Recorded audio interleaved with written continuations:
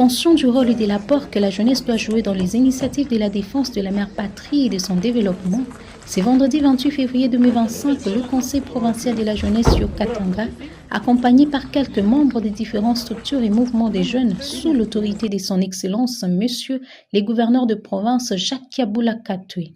La jeunesse de la province a accueilli les autorités militaires à l'aéroport international de Luano en provenance de Kalemi. Les jeunes du Haut-Katanga, par le truchement du Conseil, ont présenté au colonel leurs condoléances pour tous les vaillants FARDC tombés au front. Ils ont par ailleurs annoncé leur solidarité, soutien et accompagnement dans leur exercice patriotique, celui de la protection et de la défense de notre patrie.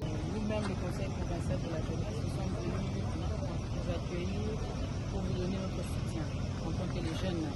Et dans le cadre de la thématique des relations civilo-militaires, nous sommes ici pour vous rassurer de notre engagement à marcher avec vous, à vous apporter tout notre soutien et à collaborer avec les services de sécurité et les FARDC. Et nous voulons sensibiliser tous nos jeunes ici à ne pas entrer dans les mouvements de traîtrise de la nation. Nous voulons que tous les jeunes collaborent afin de mettre à nu toutes sortes de complots qui est en train de se passer dans nos communautés, dans nos quartiers. Et nous voulons ici passer un message de condoléances. Nous compatissons sincèrement avec toutes les familles des militaires ainsi que les dépendants des militaires qui ont vu leur être chers tomber au combat, sont tombés au front à cause de la patrie. Et pour ça, nous vous sommes reconnaissants. La vice-présidente en charge de l'administration au nom du président du Conseil de la jeunesse du Katanga, ambassadeur Orville Kanyimbo, a réitéré son engagement à son devoir civique dans la sensibilisation et l'appel aux jeunes à intégrer l'armée par la défense sans recul de la République démocratique du Congo.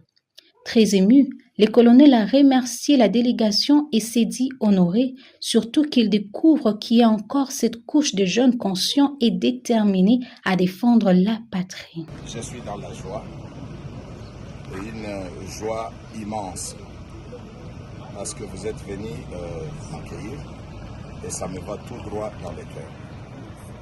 Ce que je peux demander à la jeunesse, c'est l'héritage. Je ne sais pas si vous connaissez ce que c'est l'héritage.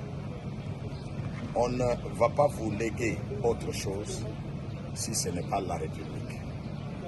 Nous allons passer, mais la République va rester. Voilà pourquoi je demanderai à la jeunesse, n'est-ce pas, de prendre les choses à main et de s'approprier la République. C'est votre République. Vous devez marcher, même les filles, même les garçons, vous devez vous faire enrôler dans l'armée pour défendre votre nation. Et ça ne sera pas peut-être la première fois, mais je pense qu'une femme s'est levée une fois dans la Bible, comme on l'a dit. Elle s'appelait Déborah, n'est-ce pas? Et quand elle s'est élevée, c'était le moment où les choses ne marchaient pas. Les hommes étaient fatigués.